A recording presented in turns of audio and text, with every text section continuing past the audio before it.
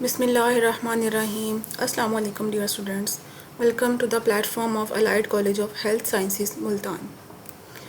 आज हमारा फार्मास्यूटिक्स का लेक्चर नंबर 2 है। प्रीवियस लेक्चर में हमने क्लासिफिकेशन ऑफ द ड्रग पढ़ा था on the basis of sale. इस क्लासिफिकेशन ऑफ ड्रग को हमने देखा था, जिसमें हमने देखा था कि classification of drug on the basis of sale जो है फर्दर 2 टाइप्स में डिवाइड है, ओवर द काउंटर ड्रग्स और प्रेस्क्रिप्शन ओनली मेडिसिन्स। तो ओवर द काउंटर ड्रग्स वो थी जो कि बग़ैर प्रेस्क्रिप्शन के जनरल पब्लिक को अवेलेबल होती हैं, जबकि प्रेस्क्रिप्शन ओनली मेडिसिन्स वो ड्रग्स थी जो कि प्रेस्क्रिप्शन के बग़ैर जो है पेशेंट्स को कभी भी नहीं दी जा सकती, डिस्पेंस नहीं की जा सकती। इनके लिए, इन मेडिसिन्स के लिए प्रेस्क्रिप्शन का होना लाजमी होता है। तो आज का लेक्चर जो है वो हमारा है classification of drug on the basis of source. मतलब कि हम सोर्सेज की बुनियाद पर देखेंगे कि ड्रग्स को किस तरह से क्लासीफाई किया गया है। तो drugs are classified on the basis of their source into natural sources, semi synthetic sources and synthetic sources. तो नेचुरल सोर्सेज नाम से जाहिर है कि कुदरती ज़राए से जो ड्रग्स हासिल की जाती हैं उन्हें कहते हैं नेचुरल सोर्सेज। इसी तरह सेमी सिंथेटिक सोर्सेज मतलब कि कुदरती ज़राए से जो केमिकल कॉन्स्टिट्यूएंट हमने ऑब्टेन किया उसके अंदर थोड़ी सी मॉडिफिकेशन कर दी, चेंजेस कर दी, तो वो क्या बन गई, सेमी सिंथेटिक सोर्सेज बन गए, जिनसे हम ड्रग्स को ऑब्टेन कर सकते हैं। ठीक है। फिर है सिंथेटिक सोर्सेज, मतलब कि इन ऐसे ड्रग्स जिनको हम खुद बनाते हैं लेबोरेटरी के अंदर, केमिकल्स या सब्सटेंसेस को यूज़ करके जो हम ड्रग्स बनाते हैं वो हमारी सिंथेटिक सोर्सेज की ड्रग होती हैं। अब हम देख लेते हैं कि नेचुरल सोर्सेज जो होती हैं ड्रग्स के, वो फर्दर कितने टाइप्स के होते हैं। तो ये natural sources are of 4 types, जिसमें हमारे पास प्लांट सोर्सेज हैं, एनिमल सोर्सेज हैं, माइक्रोबियल सोर्सेज हैं और मिनरल सोर्सेज हैं। आपके नोट्स में स्टूडेंट्स ये जो है मिनरल सोर्सेज, ये वाला जो टॉपिक है ये मेंशन नहीं है, तो आप लोग इसको नोट कर लें ताकि आपको याद रखने में आसानी हो इसको। तो अब हम देख लेते हैं प्लांट सोर्सेज से हम जो है वो ड्रग्स को ऑब्टेन करते हैं, कहाँ से ऑब्टेन करते हैं। तो in this group drugs are obtained from plants. तो नाम से जाहिर है कि ड्रग्स जो हैं वो ऑब्टेन होंगी कहाँ से, प्लांट से, डिफरेंट किस्म के पौधों से हम इसको ऑब्टेन करेंगे। फिर हम ये देखते आए हैं कि पुराने वक्तों में कि जो कोई भी बीमारी होती थी या कहीं चोट लगती थी तो उसको ठीक करने के लिए हमेशा जड़ी बूटियों का इस्तेमाल किया जाता था या मुख्तलिफ़ किस्म के पौधों का इस्तेमाल किया जाता था। तो जो ड्रग्स को ऑब्टेन करना फ्रॉम प्लांट्स, ये बहुत पुराने वक्तों से इस्तेमाल होता आ रहा है। Plant source is the oldest source of drug. ठीक है। फिर कहते हैं कि drugs can be obtained from all parts of the plant. ये नहीं है कि आपने प्लांट के सिर्फ पत्तों से ही जो है कोई भी केमिकल कॉन्स्टिट्यूएंट आप ऑब्टेन करें, नहीं, आप उसके हर पार्ट से जो है कोई ना कोई केमिकल कॉन्स्टिट्यूएंट जो है वो ऑब्टेन कर सकते हैं और उसको एज अ ड्रग इस्तेमाल कर सकते हैं और डिफरेंट किस्म की बीमारियों को क्योर करने के लिए यूज़ कर सकते हैं। अब देखें parts of the plants from which drugs can be obtained. ठीक है, वो कौन कौन से हो सकते हैं, लीव्स, पत्ते हो सकते हैं, रूट्स, उसकी जड़ें हो सकती हैं, स्टेम, उसका तना हो सकता है, बार्क, उस पौधे की लकड़ी भी हो सकती है, फिर सीड्स, बीज हो सकते हैं, फ्रूट्स या फ्लावर्स, फल या फूल, इनसे भी जो है हम केमिकल कॉन्स्टिट्यूएंट जो हैं वो ऑब्टेन करते हैं और एज अ ड्रग इस्तेमाल करते हैं। अब हम देख लेते हैं इसकी कुछ एग्जांपल्स प्लांट्स की जहाँ से हम कोई केमिकल कॉन्स्टिट्यूएंट को निकालते हैं और एज अ ड्रग इस्तेमाल करते हैं डिफरेंट बीमारियों के लिए। सबसे पहली एग्जांपल हमारे पास आती है रोवुल्फिया सर्पेंटिना। क्या है रोवुल्फिया सर्पेंटिना? ये एक प्लांट है, इसको उर्दू में कहते हैं छोटी चंदन। ये कंटेन करता है केमिकल कॉन्स्टिट्यूएंट दैट इज रेजरपीन। ठीक है, और भी केमिकल कॉन्स्टिट्यूएंट होते हैं हर प्लांट के अंदर, लेकिन स्पेसिफिकली जो रेजरपीन है ये यूज्ड होता है for the treatment of hypertension. मतलब कि जो हाई ब्लड प्रेशर के जो पेशेंट्स होते हैं उनको क्योर करने के लिए जो ड्रग रोवुल्फिया सर्पेंटिना से ऑब्टेन की जाती है वो है रेजरपीन। इसी तरह अब हम अपनी नेक्स्ट एग्जाम्पल देखते हैं जो कि है डिजिटैलिस लेनाटा। डिजिटैलिस लेनाटा, इसको उर्दू में कहते हैं जहरुल कशातबीन। क्या कहते हैं? जहरुल कशातबीन। तो डिजिटैलिस लेनाटा जो प्लांट है ये कंटेन करता है chemical constituent mainly digoxin. Digoxin जो है ये यूज्ड होता है for the treatment of heart failure and various other heart diseases like congestive heart failure and atrial fibrillation. तो डाइजॉक्सिन जो ड्रग है हमारी वो मोस्टली यूज़ होती है हार्ट डिजीज़ के अंदर, जिसमें क्या आ जाता है, सबसे पहले हार्ट फेलियर आ जाता है, फिर वेरियस अदर हार्ट डिजीज़ हैं जैसे कि कंजेस्टिव हार्ट फेलियर और एट्रियल फिब्रिलेशन। नेक्स्ट जो हमारा प्लांट है वो है सिनामन। सिनामन आपको पता है कि इसको उर्दू में कहते हैं दार चीनी, दार चीनी, जो कि हमारे किचन में जो है एज अ कॉन्डिमेंट जो है ये यूज़ होता है, मतलब कि मसाला है, ये मसाला जात है जो कि हमारे खाना बनाने में इस्तेमाल होता है। इसकी जो वेरियस स्पीशीज़ जो हैं वो पूरी दुनिया में प्रेजेंट हैं। उनमें से कुछ जो है मैंने यहाँ पे मेंशन की हैं, जो जिनमें सबसे पहले है Cinnamomum verum and Cinnamomum cassia. इसके अंदर जो केमिकल कॉन्स्टिट्यूएंट है जो कि वेरियस डिजीज़ में हम यूज़ कर सकते हैं वो है cinnamon aldehyde, cinnamate, cinnamic acid. ठीक है, कौन कौन से केमिकल कॉन्स्टिट्यूएंट हैं? Cinnamon aldehyde, cinnamate and cinnamic acid. तो ये जो सिनामन है इसकी एंटी डायबिटिक प्रॉपर्टी है, मतलब कि इसका एंटी डायबिटिक इफ़ेक्ट है, मतलब कि ये शुगर के पेशेंट्स को दी जा सकती है, जिनकी शुगर कंट्रोल ना होती हो उनको ये दी जा सकती है, तो इसका एंटी डायबिटिक इफ़ेक्ट होता है। फिर इसकी प्रॉपर्टी है कि ये एंटी इन्फ्लामेटरी है, मतलब कि इन्फ्लेमेशन को क्योर करने में भी ये हेल्प करती है। तो सिनामन की जो दो प्रॉपर्टीज़ हैं वो क्या है कि इसका एक एंटी डायबिटिक इफ़ेक्ट होता है और दूसरा इसकी एंटी इन्फ्लेमेटरी प्रॉपर्टीज़ हैं। फिर और भी बहुत से प्लांट्स हैं जो कि यूज़ होते हैं एज अ ड्रग, और यूज़ होते हैं as a drug for the treatment of various disease. अब हम देख लेते हैं अपने एनिमल सोर्सेज। एनिमल सोर्सेज से जो ड्रग ऑब्टेन की जाती हैं वो कहाँ कहाँ से ऑब्टेन की जाती हैं और वो कौन कौन सी होती हैं? मोस्टली जो वेरियस ऑर्गन्स और टिश्यू ऑफ एनिमल्स हैं वो यूज्ड होते हैं as a source of drug. ठीक है जी, मतलब कि एनिमल्स के ऑर्गन से कोई हार्मोन निकाल लिया, कोई एंजाइम निकाल लिया, या कोई फैट निकाल लिया, कोई ऑयल निकाल लिया, कोई प्रोटीन ले लिया जो कि ह्यूमन के लिए, ह्यूमन की डिजीज़ को क्योर करने के लिए बेनिफिशियल है, तो वो as a source of drug काम करेगा। क्या काम करेगा? सोर्स ऑफ ड्रग काम करेगा। अब हम आगे फर्दर देखते हैं कि कौन कौन से ऐसे हार्मोन्स या एंजाइम्स हैं जो कि हम ऑब्टेन कर सकते हैं और एज अ ड्रग इस्तेमाल कर सकते हैं। अब आगे पढ़ते हैं, कहते हैं कि many animals are involved in the production of many important drugs. देखते हैं कौन कौन से एनिमल्स हैं। Cow for example, sheep, cod fishes, shark, blood of animals. ठीक है, और भी बहुत ज़्यादा एनिमल्स हैं जो कि यूज़ होते हैं for the production of various drugs. ठीक है, अब हम देख लेते हैं वो ड्रग्स जो कि ऑब्टेन्ड होती हैं फ्रॉम डिफरेंट एनिमल्स से। इसमें सबसे पहले हमारे पास आती है insulin, thyroid hormone, antitoxin Sira, pepsin and bees wax. Bees wax तो आपको पता है कि कहाँ से ऑब्टेन होगी। वैक्स इसकी जो है वो मक्खियों के छत्ता जो होता है, शहद के अलावा जो छत्ता होता है उसका, वो एज अ वैक्स जो है उसकी प्रॉपर्टी होता है, उसकी प्रॉपर्टी होती है, और एज अ वैक्स के तौर पर वो जो है वो काम आता है। ठीक है, अब हम नेक्स्ट देखते हैं इंसुलिन को। इंसुलिन जो है ये ऑब्टेन्ड होती है from the pancreas of cow, मतलब कि गाय की पेनक्रियाज से जो है हम इंसुलिन को ऑब्टेन करते हैं। आपको पता है कि पेनक्रियाज क्या है? पेनक्रियाज हमारा एक ऑर्गन होता है जिसका काम होता है कि इसने इंसुलिन हार्मोन बनाना होता है, इंसुलिन हार्मोन बनाना होता है। तो इंसुलिन हार्मोन बनाएगा तो ये इंसुलिन का काम क्या होता है कि ये बॉडी के अंदर शुगर लेवल को कंट्रोल करता है। तो वो पेशेंट जिनकी शुगर कंट्रोल नहीं होती तो उनको हम ये इंसुलिन हार्मोन जो ऐसा ड्रग देते हैं ताकि उनकी जो शुगर है वो कंट्रोल हो जाए। तो ये किन पेशेंट्स के लिए जो इंसुलिन है वो यूज़ की जाती है? डायबिटिक पेशेंट के लिए। ठीक है, तो insulin obtained from the pancreas of cow is used as anti-diabetic hormone for the treatment of diabetes। ठीक है, फिर हम देख लेते हैं हमारा थायराइड हार्मोन जो है, शिप थायराइड ग्लैंड, शिप का जो थायराइड ग्लैंड होता है वो सोर्स होता है थायरोक्सिन का, जो कि यूज्ड होता है in the treatment of hypertension. High blood pressure को क्योर करने के लिए जो हम हार्मोन यूज़ करते हैं वो है थायरोक्सिन। ठीक है, और वो हम शिप के थायराइड ग्लैंड से ऑब्टेन करते हैं। फिर है हमारे पास पेप्सिन। आप सबको पता है कि पेप्सिन एक एंजाइम है जो कि ह्यूमन के स्टमक में प्रेजेंट होता है और वेरियस एनिमल्स के भी स्टमक में प्रेजेंट होता है। वो किन एनिमल्स के स्टमक में प्रेजेंट होता है? Mostly cows. और ये जो पेप्सिन है इसका काम होता है कि इसने डाइजेशन ऑफ प्रोटीन्स करनी होती है। फूड में हम प्रोटीन्स जो खाते हैं उनकी डाइजेशन किसका काम है? पेप्सिन का काम है।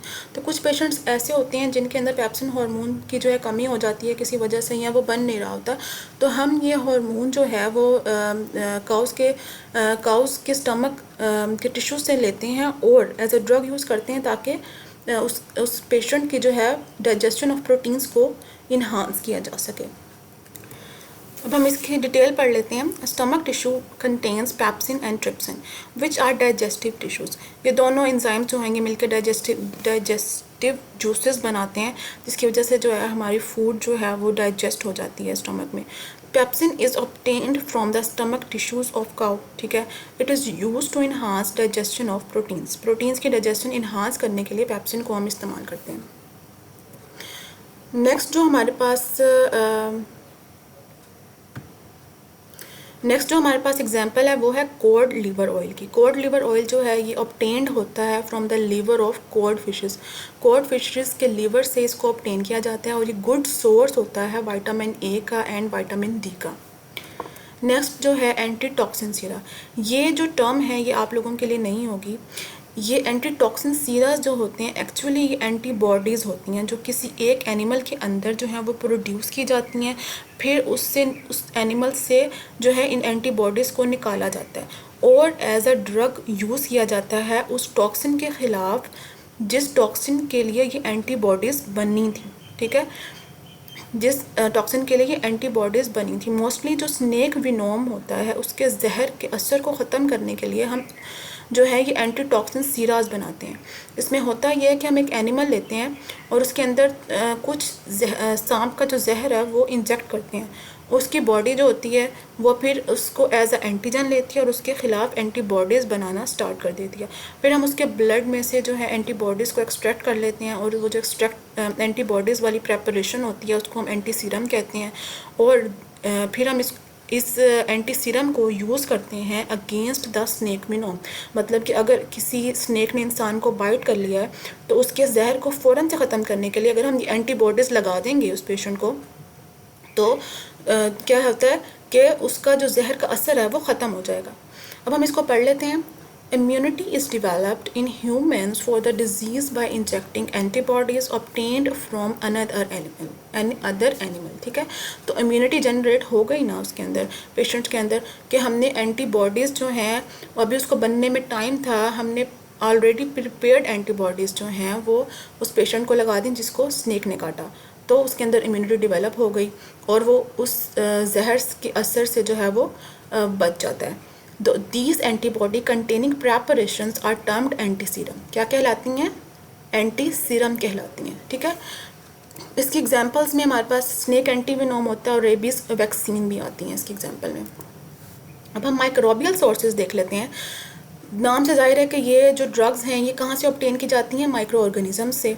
This is the group of drugs that are synthesized by using different micro organisms, ठीक है जी। डिफरेंट माइक्रो ऑर्गेनिजम्स जो हैं इन ड्रग्स को बनाते हैं, इन ड्रग्स को बनाते हैं और हम इन माइक्रो ऑर्गेनिजम से इन ड्रग्स को ऑब्टेन कर लेते हैं। अब जो मेजरली जो हमारे सोर्सेज ऑफ ड्रग हैं माइक्रोबियल सोर्सेज में वो कौन है? बैक्टीरिया है, फंजाई है, मोल्ड्स हैं। जो मोल्ड्स हैं ये भी फंजाई की एक टाइप होती है। एंटीबायोटिक्स, अब देखें इसकी एग्जांपल में एंटीबायोटिक्स आती हैं जो कि अब इसमें पेनिसिलिन है। पेनिसिलिन हम ऑब्टेन करते हैं from Penicillium notatum. Penicillium notatum क्या है? एक फंगस है, ठीक है जी। फंगस है जो कि एक एंटीबायोटिक बनाती है पेनिसिलिन, और हम इसको ऑब्टेन कर लेते हैं फ्रॉम द फंगस जो कि है पेनिसिलियम नोटेटम।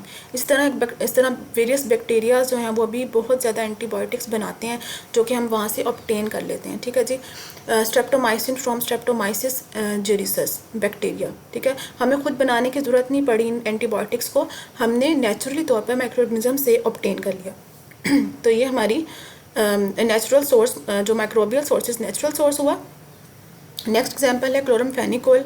ये भी एंटीबायोटिक है फ्रॉम स्ट्रेप्टोमाइसिस वेनिनजुला बैक्टीरिया से जो है हासिल की जाती है। नियोमाइसिन ये भी जो है फ्रॉम द स्ट्रेप्टोमाइसिस फ्राइडिया जो बैक्टीरिया है उससे हासिल की जाती है।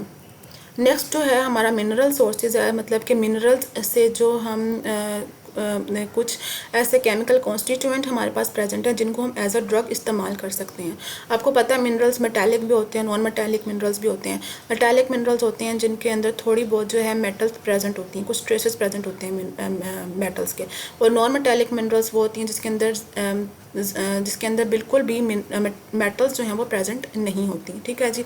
और ये मिनरल्स जो हैं एंशिएंट मतलब पुराने वक्तों से जो है एज अ ड्रग इस्तेमाल होते आ रहे हैं। अब इसमें एग्जांपल देखें, फेरस सल्फेट जो कि यूज़ होती है इन आयरन डेफिशिएंसी एनीमिया, मतलब कि अगर खून में आयरन की कमी हो रही है तो उसको क्योर करने के लिए हमने फेरस सल्फेट मिनरल दिया तो उसकी आयरन डेफिशिएंसी जो है वो क्योर हो सकती है। फिर नेक्स्ट है zinc oxide ointment as skin protectant. Skin को प्रोटेक्ट करने के लिए हम जो मिनरल यूज़ करते हैं वो है जिंक, और उसको as in ointment dosage form में जो है हम यूज़ करते हैं। इस तरह गोल्ड, इसकी इन प्रॉपर्टी होती है कि ये एंटी इन्फ्लामेटरी है, मतलब कि इन्फ्लेमेशन को क्योर करता है ये। फिर सेलेनियम, सेलेनियम जो है ये भी एक हमारा मिनरल है जिसकी प्रॉपर्टी है कि ये डैंड्रफ को ख़त्म करता है। तो अगर हम इसको ड्रग की शक्ल में बना लेते हैं तो ये हमारा एंटी डैंड्रफ के तौर पर काम करता है सेलेनियम।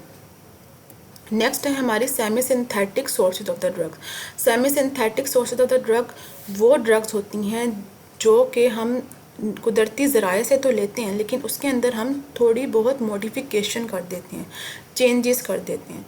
ठीक है, तो वो कौन सी हो जाती हैं हमारी ड्रग्स? सोर्स ऑफ ड्रग होता है semi synthetic source of the drug होता है वो हमारा। अब देखें, बेसिक न्यूक्लियस जो है किसी ड्रग का वो सेम रहेगा, उसका केमिकल स्ट्रक्चर जो है उसके अंदर हम थोड़ी बहुत चेंजिंग कर देंगे। न्यूक्लियस सेम है, केमिकल स्ट्रक्चर में थोड़ी बहुत चेंज कर देंगे, मतलब कि हमने हाइड्रोजन को हटा के कोई और कंपाउंड ला के लगा दिया, हाइड्रोक्सिल को हटा के कोई और कंपाउंड ला के लगा दिया, तो ये केमिकल स्ट्रक्चर की चेंजिंग हुई, लेकिन हमने उसके न्यूक्लियस को नहीं छेड़ा। तो ये हमारी semi synthetic source of the drug है। अब हम इसको पढ़ लेते हैं। Semi synthetic drugs are the group of drugs that are synthesized by using combined sources of natural and synthetic world. ठीक है, in semi-synthetic drugs the nucleus of drug obtained from natural source is kept intact, मतलब उसके जो nucleus है उसको हमने नहीं छेड़ा जो कि हमने नेचुरल सोर्स से ऑब्टेन किया, लेकिन उसके केमिकल स्ट्रक्चर को हम थोड़ा बहुत चेंज कर सकते हैं। ठीक है, अल्टर्ड चेंज कर सकते हैं। एग्जाम्पल में हमारे पास हीरोइन फ्रॉम मॉर्फिन। मॉर्फिन जो केमिकल कंपाउंड है ये हम ऑब्टेन करते हैं एक प्लांट से। ठीक है, और इसके हम केमिकल स्ट्रक्चर में अगर थोड़ी बहुत चेंजिंग करेंगे तो वो हीरोइन में कन्वर्ट हो जाएगी। इसी तरह ब्रोमोस्कोपोलामीन, ठीक है, ये ड्रग जो है ऑब्टेन होती है फ्रॉम स्कोपोलामीन। स्कोपोलामीन भी एक प्लांट है, एक प्लांट से ऑब्टेन किया जाता है ये केमिकल कॉन्स्टिट्यूएंट, इसके भी अंदर थोड़ी बहुत चेंज करके हम इसको ब्रोमोस्कोपोलामीन के अंदर कन्वर्ट कर सकते हैं। इसी तरह होमेट्रोपिन फ्रॉम एट्रोपिन, और एट्रोपिन जो है ये हम ऑब्टेन करते हैं from the plant Atropa belladonna. इसके अंदर थोड़ी बहुत चेंज करके इसको हम होमेट्रोपिन के अंदर कन्वर्ट कर देते हैं। ठीक है, फिर एम्पेसिलिन फ्रॉम पेनिसिलिन, हमने देखा पहले भी कि पेनिसिलिन हम कहाँ से ऑब्टेन कर रहे थे, एक फंगस से जो कि थी पेनिसिलियम नुटेटम। इसके स्ट्रक्चर में थोड़ी बहुत चेंजिंग करके इसको हमने एम्पेसिलिन में कन्वर्ट कर दिया। ठीक है, और ये भी एंटीबायोटिक है। ठीक है, अब हम फर्दर देखते हैं कि आगे है हमारे पास सिंथेटिक ड्रग्स। सिंथेटिक ड्रग्स नाम से जाहिर है कि जो हम खुद बनाएं by the use of chemicals को इस्तेमाल करके, सब्सटेंसेस को इस्तेमाल करके। कहाँ पे? लेबोरेटरी में। तो synthetic drugs are the group of drugs that are totally prepared और synthesized in laboratory by using chemicals और सब्सटेंसेस। इसमें एग्जांपल्स आ जाती हैं पैरासीटामोल की, सिप्रोफ्लोक्सासिन की एंड एस्पिरिन की। ये जो जितनी भी ड्रग्स हैं ये हम बनाते कहाँ पे हैं? अपनी लेबोरेटरी में। केमिकल्स और सब्सटेंसेस को यूज़ करके जो है हम इन ड्रग्स को बनाते हैं। तो आज हमने क्लासिफिकेशन ऑफ ड्रग पढ़ा है on the basis of sources, जिसमें हमने सबसे पहले प्लांट सोर्स देखा था, फिर हमने देखा था जी एनिमल सोर्सेज, फिर एनिमल सोर्सेज के हमने कुछ एग्जांपल्स को डिस्कस किया था। इस तरह प्लांट सोर्सेज के भी एग्जांपल्स को डिस्कस किया था। एनिमल सोर्सेज में हमने जो एग्जांपल्स देखी थी वो इंसुलिन थी, फिर हमारे पास कोड लिवर ऑयल था, थायराइड हार्मोन था, एंटीसीरा था। फिर माइक्रोबियल सोर्सेज को देखा कि माइक्रो ऑर्गेनिजम्स से जो हम ड्रग्स को ऑब्टेन करते हैं वो हमारी नेचुरल सोर्सेज की ड्रग्स हैं। फिर मिनरल सोर्सेज को हमने देखा। मिनरल सोर्सेज में जो हम मिनरल्स को एज अ ड्रग इस्तेमाल करेंगे जो कि कुदरती तौर पर हमारी ज़मीन में पाई जाती हैं, वो हमारी मिनरल सोर्सेज की ड्रग होंगी। इस तरह फिर हमने सेमी सिंथेटिक सोर्सेज की ड्रग देखी थी, जिसमें हम बेसिक जो हमारा कंपाउंड होता है नेचुरली ऑब्टेन करते हैं, उस नेचुरली ऑब्टेन्ड कंपाउंड के स्ट्रक्चर के अंदर हम थोड़ी बहुत चेंजिंग कर देते हैं, तो वो ड्रग हमारी सेमी सिंथेटिक सोर्स से ऑब्टेन्ड ड्रग बन जाती है, जिसमें हमारे पास एग्जांपल थी एम्पिसिलिन फ्रॉम पेनिसिलिन। ठीक है, फिर सिंथेटिक सोर्सेज में मतलब कि हम जो है जो ड्रग्स हैं वो खुद ही केमिकली जो है सिंथेसाइज करते हैं किसी भी लेबोरेटरी के अंदर बाय यूजिंग केमिकल्स, या फिर बहुत से डिफरेंट सब्सटेंसेस, जिसमें example I paracetamol, aspirin, aspirin etcetera. ठीक है, तो ये आज का लेक्चर था about the classification of drug on the basis of source. उम्मीद करती हूँ कि आप लोगों को समझ आया होगा। कोई क्वेश्चन हो तो आप लोग मुझसे पूछ सकते हैं। Thank you.